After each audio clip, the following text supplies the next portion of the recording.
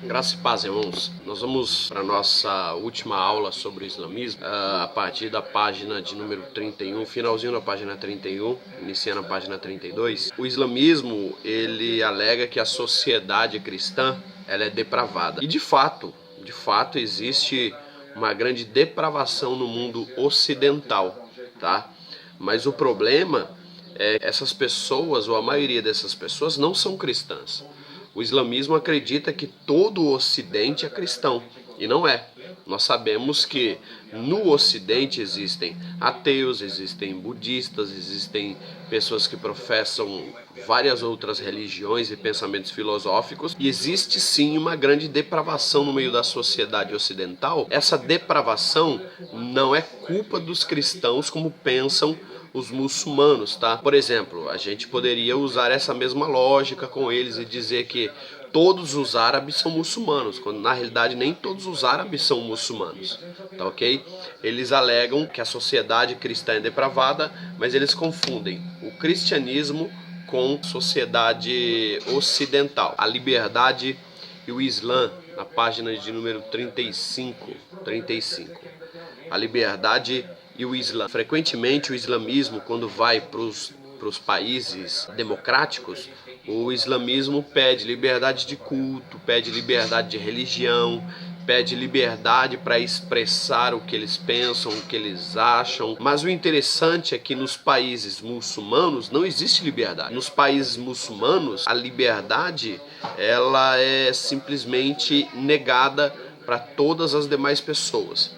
Outra coisa interessante é o problema de se dar a liberdade aos muçulmanos do nosso país é que os centros de estudos, os lugares de estudo e de culto deles é transformado em centro de violência, onde se propaga o ódio, se propaga o mal, onde jovens e adultos são ensinados a usar armas, eles são equipados e orientados a realizar as mais terríveis tarefas, tá? As mesquitas coletam dinheiro para os fundamentalistas islâmicos, tá? Então eles pedem liberdade de culto no nosso país, nos nossos países democráticos, mas nos países muçulmanos não existe liberdade de modo algum, tá? Em outros países os muçulmanos vivem pedindo liberdade de culto, de expressão, de acordo com a constituição desses países, né, como o Brasil, Estados Unidos e outras nações livres. Eles têm o direito garantido pela lei desses países para defender a sua fé. O problema é que quando você abre espaço para o islamismo, para os muçulmanos, os lugares de culto desses caras se tornam em centros de treinamento de violência, tá?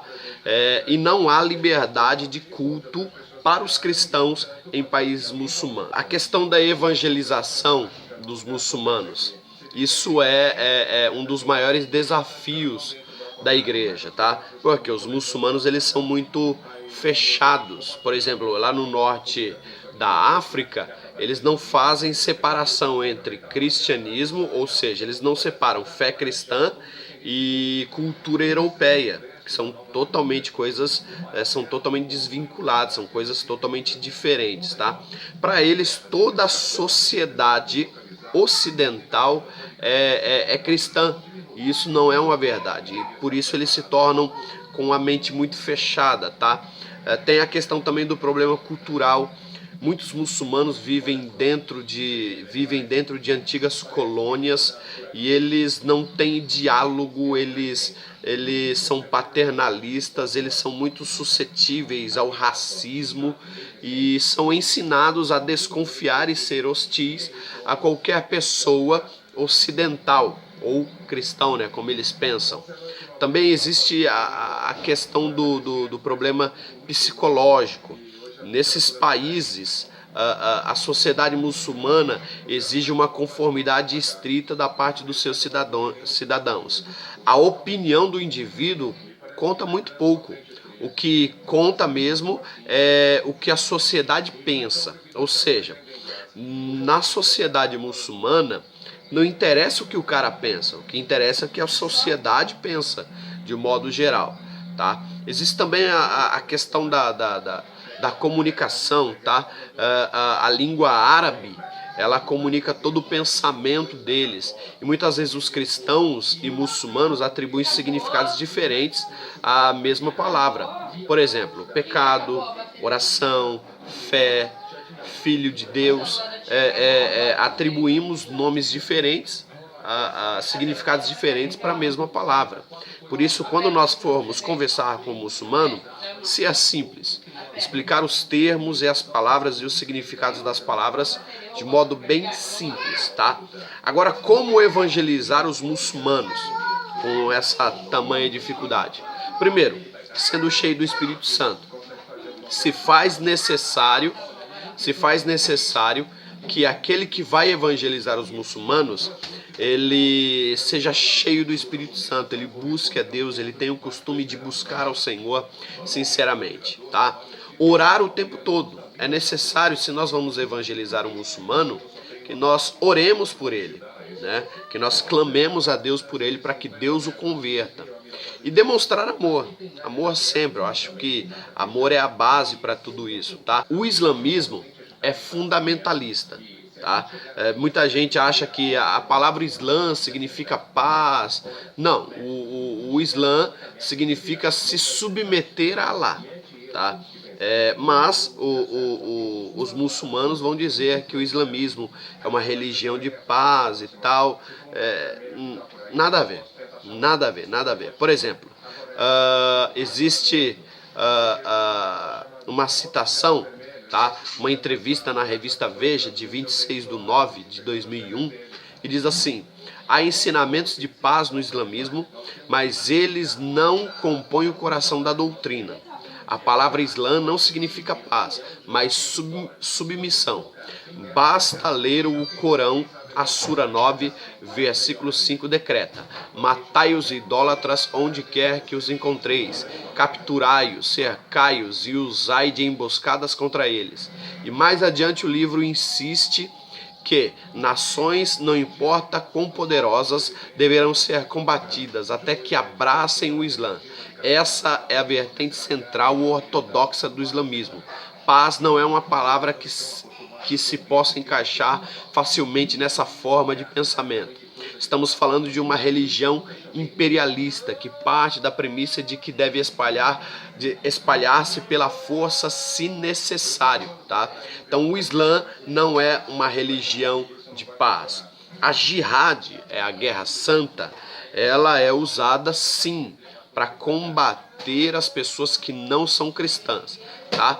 Por exemplo, alguns formadores de opiniões, alguns intelectuais do Islã, como Hassan al-Banna e Said Qutb, eles vão dizer, um deles vai dizer o seguinte: a partir deste pensador, o jihad passa a ser conceituado como uma obrigação para converter o mundo muçulmano, aquilo que al-Banna considerava ser o islamismo puro. Ou seja, esses intelectuais vão insistir que a guerra santa tem que ser uma forma para manter o islamismo puro, tá? O mesmo autor, al-Banna, ele vai dizer assim: Deus é o nosso objetivo.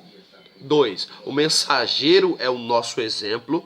3. O Alcorão é a nossa constituição. 4. O jihad é o nosso método. E 5.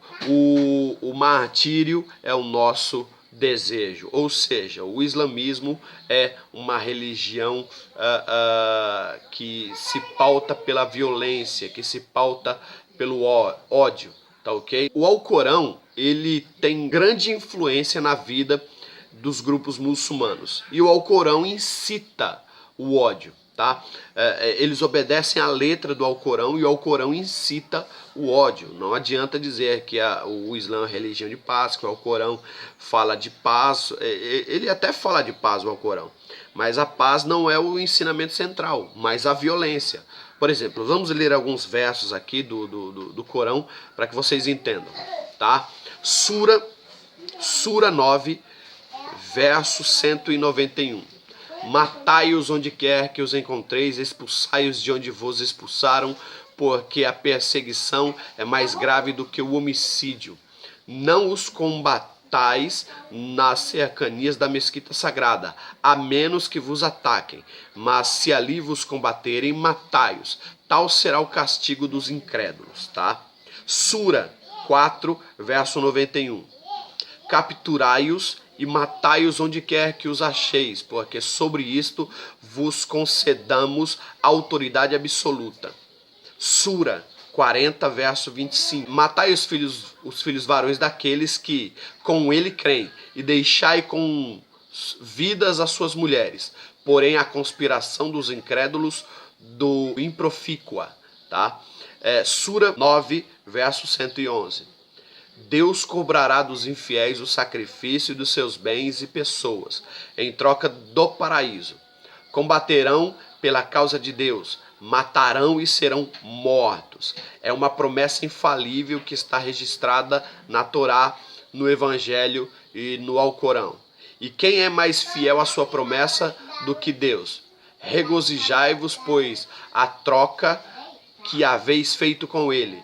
Tal é o magnífico benefício. A Sura 9, verso 5 e 29. Mas quanto os meses sagrados houverem transcorrido, matai os idólatras, onde quer que os acheis, capturai-os, coçai-os, espreitai-os, combatei aqueles que não creem em Deus, e no dia do juízo final nem abstêm do que Deus e seu mensageiro proibiram, e nem professam a verdadeira religião. O pastor David Hunt, ele menciona assim: a página principal do Departamento de Assuntos Islâmicos da Embaixada da Arábia Saudita em Washington, declara sem a menor cerimônia: os muçulmanos têm o dever de levantar a bandeira da jihad a fim de tornar a palavra de Allah suprema neste mundo. Ou seja, o islamismo é uma religião de violência. O islamismo é uma religião que propaga o ódio, tá? Eu quero encerrar dizendo assim que a Constituição brasileira, ela reza o seguinte: é inviolável a liberdade de consciência e de crença, sendo assegurado o livre exercício dos cultos religiosos e garantida na forma da lei a proteção aos locais de culto e suas liturgias. Artigo 5º, tá? Agora, será que esse direito de culto permite qualquer culto? Será que essa liberdade religiosa permanece de pé mesmo quando tal religião se volta contra a sociedade que deveria beneficiar? O Alcorão e os hadiths, que são distribuídos livremente em nosso território, mesmo incitando a violência, devem ser usados como livros sagrados no nosso país? Essas são as questões que precisamos refletir e rever dentro de um contexto sociológico brasileiro. Caso contrário, a nossa liberdade pode se voltar contra nós. Tá ok? Deus abençoe vocês. Dúvidas, mandem aí no grupo, em nome de Jesus.